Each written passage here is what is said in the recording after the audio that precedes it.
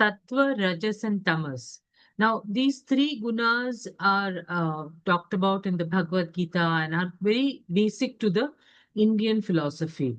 To understand this really better, it's a great idea to look at a story written by the one of the founders of the Theosophical Society, Master Koothoomi, who was a student in the Dublin University in between 1853 and 1854, and wrote an article for the college newspaper at that time. So that story was called the Dream of Ravana. In that story, there is the experience of Ravana after he captured Queen Sita. That is written when she's rejected him, and this part, that is elucidation of what is these three gunas, what is the meaning of that, has been written. Though this story, when it was published in the college paper, was signed anonymous, later on, the HP Blavatsky printed it in the Theosophist, and GRS Mead compiled it into a book, The Dream of Ravana, which is now available online freely. It is one of the clearest explanations of what is meant by Sattva, Rajas, and Tamas. So, anyone who has ever dabbled in Hindu philosophy must have somewhat been puzzled by these three radical, shall we say, prismatic qualities into which the primordial and eternal unity divides itself when reflected in time through the prism of Maya and the multitudinous universe. So here I'm reading from the article itself. Wherever the lines are in this kind of font, it is from the article, and when the lines are in italic, that is my own sort of explanation or commentary on it. So what here he's saying is that uh, the primordial eternal unity divides itself in time through the prism of Maya into these three qualities. So, and he goes on to say, and of which every soul, while in this estranged state, partakes in greater or lesser degree. So, every soul has got more or less of these qualities. What are these qualities which are there in every soul?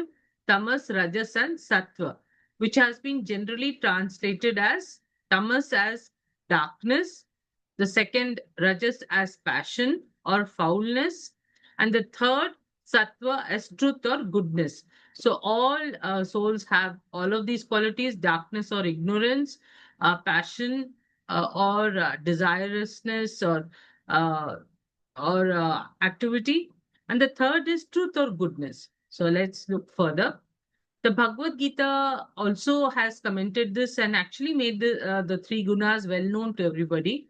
What Krishna says is there are three gunas or qualities arising from Prakriti or nature: Sattva, truth; Raja, passion; and Tama, darkness. And each of them confines the incorruptible spirit in the body.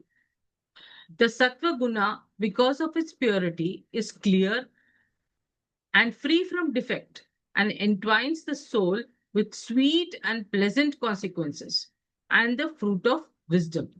So sattva guna is the best part of the guna, which confines the soul. Rajas guna is of a passionate nature, arising from the effects of worldly thirst, and imprisons the soul with the consequences produced from action.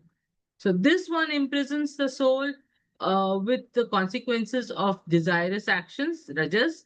Then the tamoguna is the offspring of ignorance, and the confounder, that means the confuser of all the faculties of the mind. And it imprisons the soul with intoxication, sloth, and idleness. So, whenever the soul is imprisoned by any kind of intoxication or laziness, that is the tamoguna active in the soul. So, this is from the Bhagavad Gita, and this continues. The sattva guna prevails in felicity, means in intense happiness, bliss, state of well-being. that is, it prevails in felicity, Rajas prevails in action, and Tamas, having possessed the soul, prevails in intoxication. So I've never heard it said elsewhere that it is our soul rather than our minds which have become entrapped with a certain guna. We could nurse a state of mind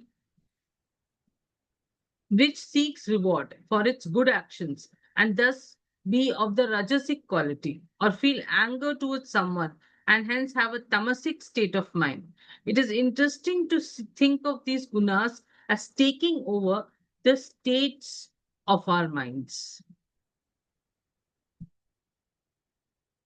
So this is the thing that the this is what has been said, that it is the states of our minds that this guna is talking about. When one is more predominant than the other, then what happens? When the tamu and the rajo has been overcome, then the sattva appears. That means when there is no tamu guna or rajo guna, then sattva appears. When rajas and sattva are overcome, then there is only tamu guna.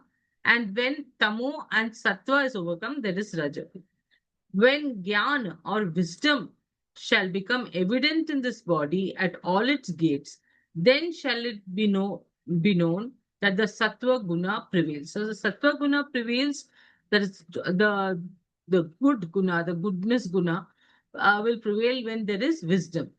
Here it is shown how to acquire the sattvic state of mind, that is by overcoming the desirous, result seeking rajasic nature, and replace the lazy and thoughtless tamasic with gyan or wisdom, that is developing thoughts and the correct path of the purest sattvic kind.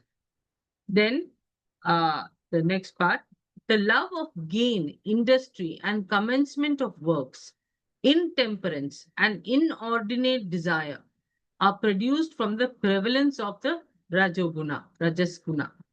While the tokens of Tamoguna are gloominess, idleness, sloth, and distraction of thought.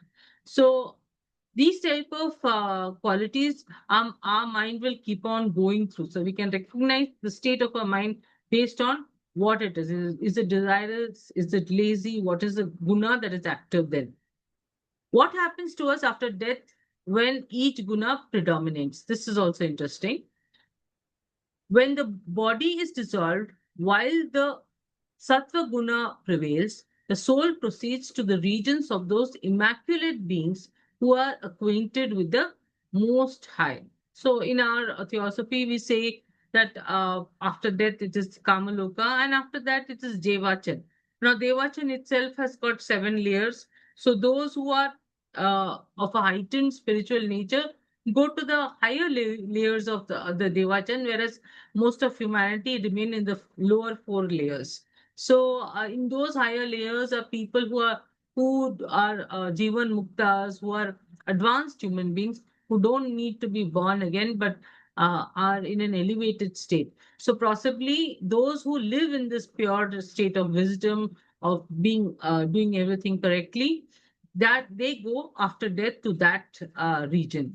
Then the next one, when the body finds dissolution whilst in the rajas guna whilst the rajas guna is predominant, the soul is born again amongst those who are attached to the fruits of their actions. So those who are seeking something in this birth, physical life, who want things, who are desirous of things, who things to happen in a certain way, who are attracted to the fruits of their action, they will be born in that kind of a place where such people prevail, not those heightened spiritual people, but people who are after results of their action, who are desirous of things.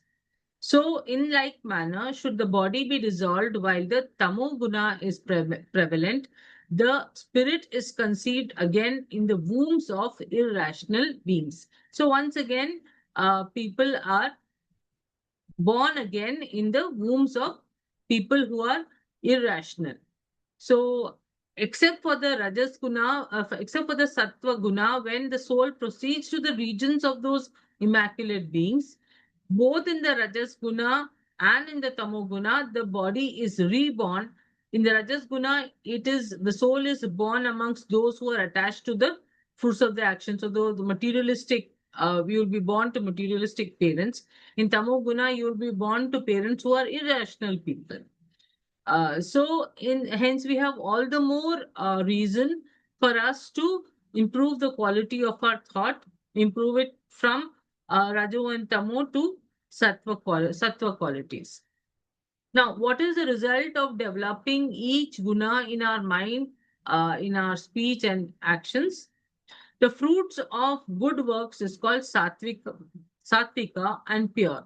The fruit of Rajaguna is pain, and the fruit of Tamas guna is ignorance. From the Sattva is produced wisdom. From the Raja, covetousness means greediness, and from Tama, madness, distraction, and ignorance. Those of the Sattva guna mount on high, those of the Raja stay in the middle, whilst those abject followers of the Tamoguna sink. So these are the effects of it on our mind, if on our lives, if we practice each of these gunas. The Tamoguna is explained more lucidly over here. So it says, but in other authorities, the tamas quality appears more clearly explained, and from this is evident that its demerit is negative. It is the absence of all knowledge, feeling, motion, penetrability, transparency. So it is the absence of knowledge. That is the tamoguna. It is in fact what appears a strange expression, the moral basis of matter. It is in fact what may appear a strange expression, the moral basis of matter, or in other words, the stolid state or form of spirit which causes it to appear and be what we call matter. So it is the state of matter which is a kind of a solid, non-transparent, without any penetrability state which has no knowledge. That is the state of Tamu. Makunda Raja, in his relation of the order of creation, from Viveka Sindhu, section 3, verse 72 and 73, says, know the threefold egoity or self-consciousness, ahankar, to be of sattvic or self-consciousness, of truth or goodness. Know the threefold egoity or self-consciousness, ahankar, to be the sattvic or self-consciousness of truth or goodness, the rajas or self-consciousness of passion, and tamas or self-consciousness of darkness, in each of which respectively a power or energy peculiar to it appears radiantly developed. In the self-consciousness of truth or goodness is the power or energy of knowledge or wisdom. There's a power and energy in knowledge or wisdom. In the self-consciousness of passion resides the power or energy of action. And the self-consciousness of darkness exists incessantly the power or energy of substance or matter, in Sanskrit called dravya. Let's look further. So there is a quality of energy also in these three states. So first is the quality uh, of the energy which comes from knowledge and wisdom. Then there is a quality which comes from passion, the energy which comes from passion. And then there is an energy which comes from physical matter itself. Physical matter itself has got some energy. Now, more on tamas and rajas. The tamas quality, therefore, we may consider as the great characteristic of brute matter: insensibility, opacity, cold obstruction, immovability. In optics, the dark purple or violet ray. In morals, the sluggish, material, brutish tendency. Its highest form of organic development goes beyond the mere animal and region of sense. So this is a further description of the tamas quality. It has a color purple. In morals, it is sluggish by nature, brutish in nature, and it doesn't go beyond the animal life. The rajas is the characteristic of moral life or soul. This dark opacity is penetrated with a fiery, turbid glare and not yet rendered purely transparent. So it has a more reddish, yellowish, reddish, fire-like color. The cold obstruction and insensibility, that is of the tamas quality, are awakened into pangs of painful movement. The dark purple or violet has kindled into the red ray, that is the color of the rajas quality. The sensational has struggled into the emotional. So the tamas quality was in the region of sense. The raja quality is in the region of emotions. So when we are in the state of only enjoying sensual pleasures, we are in the tamas quality. When we are in the state of being immersed in our emotional nature, we are in the rajas quality. Sentiment has supplanted sense and blind impulse. So before this, we had blind impulse and and only senses. That is a sense of the five senses, or whatever pleasures we got from our five senses. That is food, physical pleasure, and of sight or looking at beautiful objects, all that. Those pleasures was what we were intoxicated with. Now in the rajas state, we are intoxicated with our emotions, emotions of love, emotions of hate, of anger, all that, anger and jealousy, all those, we are intoxicated with that. Its color is red. Now, the next line is my comment. The cold state of tamas, symbolized in the dark purple color, changes to red as sensations develop of pain or pleasure of the rajasic state. The red color changes to orange or spirit, that is the sattva guna, as spirit realizes the pain of others and the gains self consciousness, self knowledge in the sattvic state. So in the rajas state, we are caught up with our own pain, our own emotions, but in the sattvic state, we realize the pain of others and we realize who we really are, the self knowledge, which is a very high knowledge. So let's look at more on the sattva guna. The sattva is the characteristic of spirit. Spirit indeed still an antithesis to body and soul, to matter and life. As there is, if there is matter on one side, and the antithesis to that is spirit. And therefore, through bright, luminous, and glorious, therefore, though bright, luminous, and glorious, still partaking of distinction and bound in the chains of individuality and limitation. The orange ray in optics, ready to escape and lose itself in the pure light, the feeling soul compelled by suffering and a profounder self consciousness and reflection. Passion has risen into reason and knowledge. Self knowledge, reasoning, outward, progresses into universal sympathy. The life of emotion reaches its consummation, and all other passions expire in giving birth to an eternal sentiment of justice and love, which are ultimately one. So, from the tamas state when we are only in our senses to the rajas state when we are in our own emotions to the sattvic state in which a human gets his knowledge about himself, he reasons about what happens in the world, and he progresses to universal sympathy. That is when he understands that there has to be justice in the world, that inequality and the evils that are there in our world, the social evils, are wrong. So here you can see the words an eternal sentiment of justice. So there's a birth to an eternal sentiment of justice and love, which are ultimately one. Means both justice and love are ultimately the same thing. When those who have justice have love, love for humanity, love for the other human being who is in pain unjustly. Then, how from the Rajasic state a human can develop the Sattvic state of tranquility and wisdom. So let's look at on this topic what this article says. Thus, as sense was awakened into passion or sentiment, that is from Tamas to Rajas, sentiment itself has risen into eternal principle.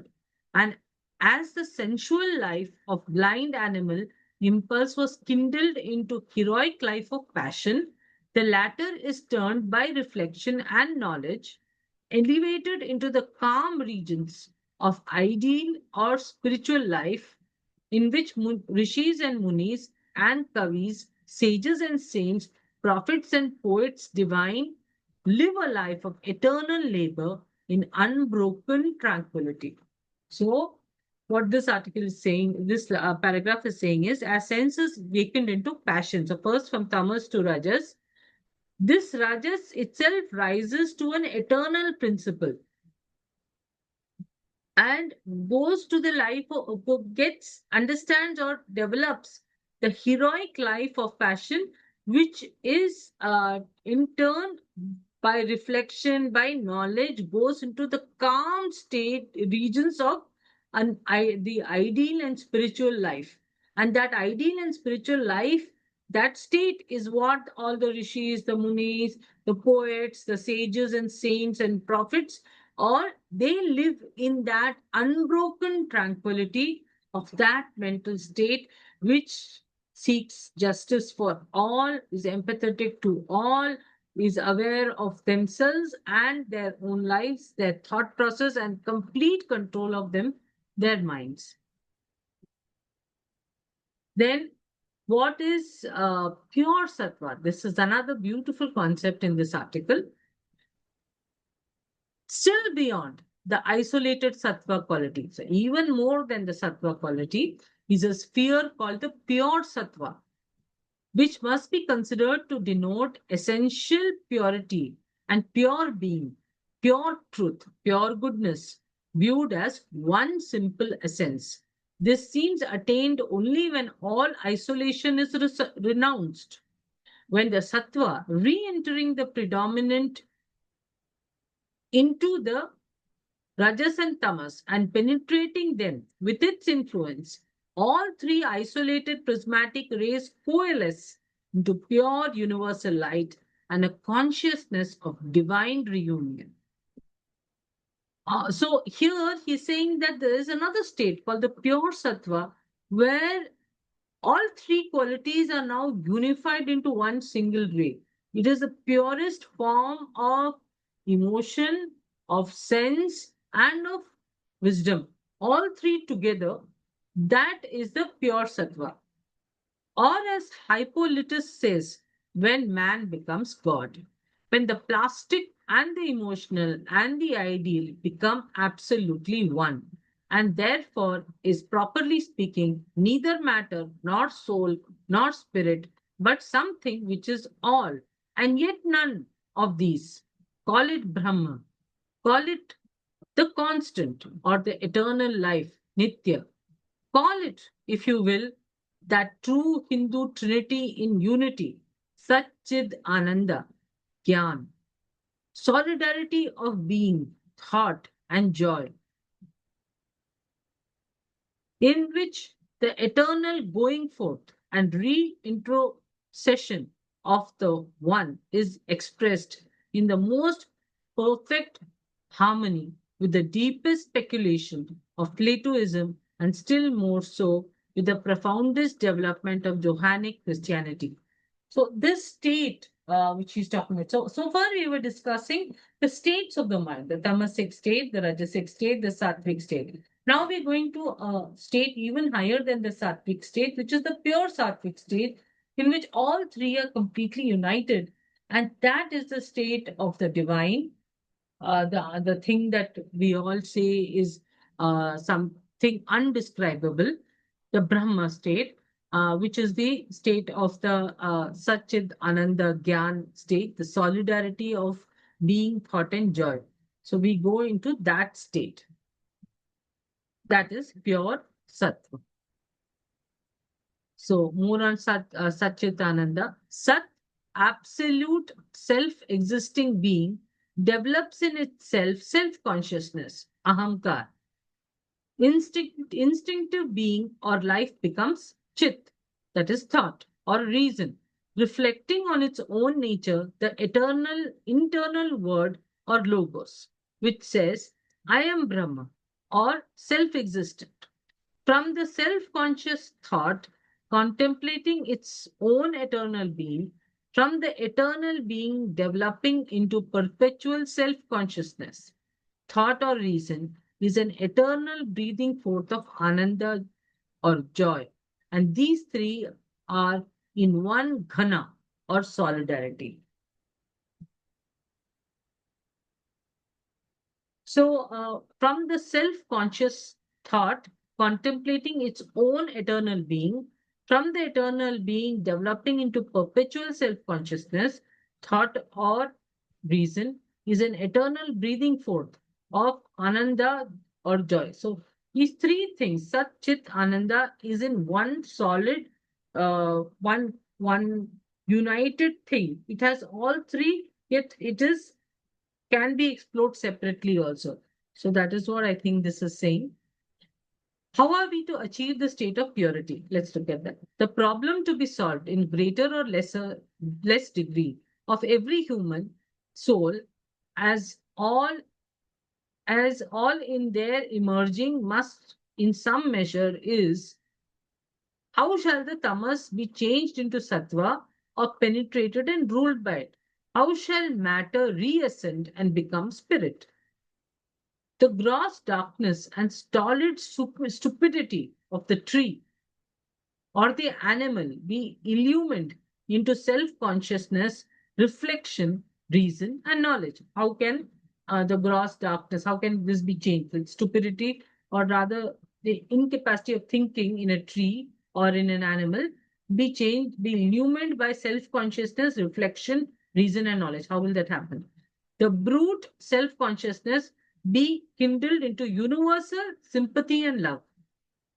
The blind instinct and coarse desires be sublimed into eternal conscious principles, self renunciation, and pure ideality of the divine life. So, from blind instinct and coarse desires, how will all those blind instincts and coarse desires be changed into self renunciation and the ideal of the the divine life, which is the state which all these elevated humans are in? How will that happen? And this is a solution offered in the story. This can only be accomplished in one way, and that way lies through the rajas, the life of passion, the life of suffering. This is the crux of this whole story. The result of every passion of our nature, even love, nay, of love of more than of all others, is suffering and sorrow. So the way through to get to that pure sattvic state is through rajas, through the life of passion, through the life of suffering. Because the result of every passion of our nature, even love, especially love, is only suffering and sorrow. Then the article says the first awakening of unconscious matter into the consciousness of mere animal life is through physical pain. And the process is carried still further by mental suffering, which is the very nature of the soul's emotional life. So initially, from the physical mineral form, the progression goes of life to animal form, in which the animal experiences physical pain.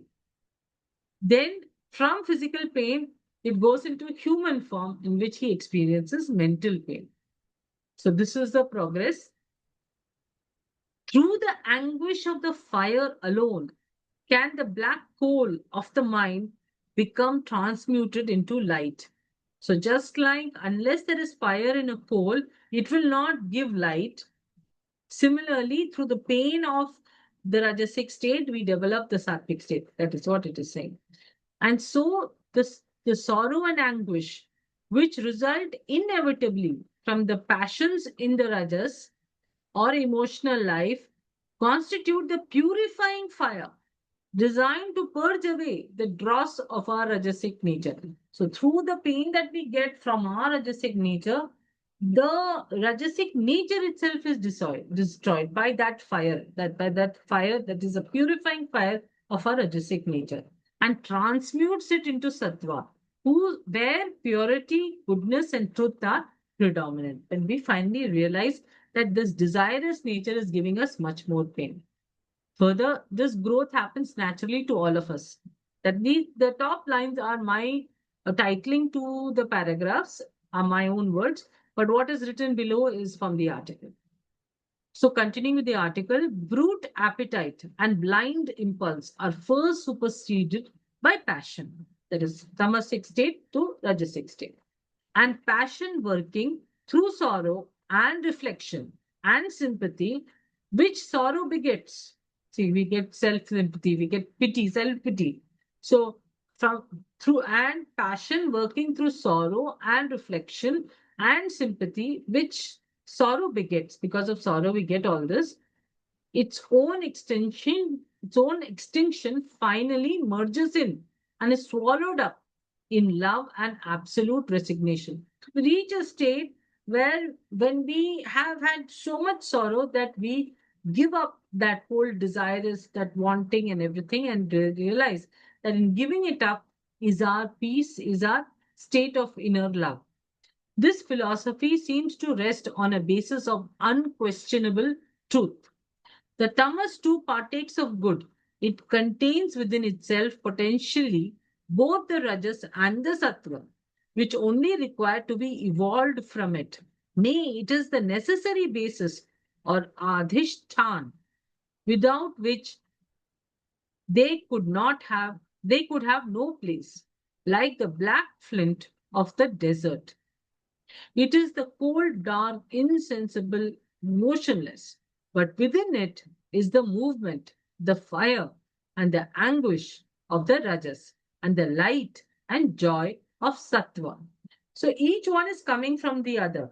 From the tamas, which is like a piece of flint or like a piece of coal, which is dark, motionless, and senseless, comes rajas, the fire of rajas, and from cooling down and pure light that comes from that fire is sattva, light and joy. So each one is coming, and thus this natural growth happens to each one of us. So there are times when, for some people, when rajas is more predominant or tamas is more predominant, but eventually will go to sattva. So the article continues, and in proportion to the large basis of the tamas quality is the intensity and power of the rajas fire and sattva light, which movement can evolve. A view in remarkable harmony with the conclusions of modern phrenology, where it is found that for heroic greatness and energy of character, no development of the moral and intellectual organs, however favorable, is sufficient. Without a powerful basis in the organs of destructiveness, combativeness, and other animal or tamasic energies of man. So here he is saying that physical energy is necessary for the moral and intellectual energy to develop. So it goes in a sequence. The tamas, in a word, to repeat a former illustration, is the coal, without which there is no fire, no steam, no light. The tamas portion, therefore, of our being, for its normal development, requires its appropriate guardianship of love. For in the very lowest spheres of existence, the plastic here he is referring to is that which is not living, he said. By plastic, he means that. But then he goes on to change that idea. So let me read that from the beginning. The tamas portion, therefore, of our being for its normal development requires its appropriate guardianship of love.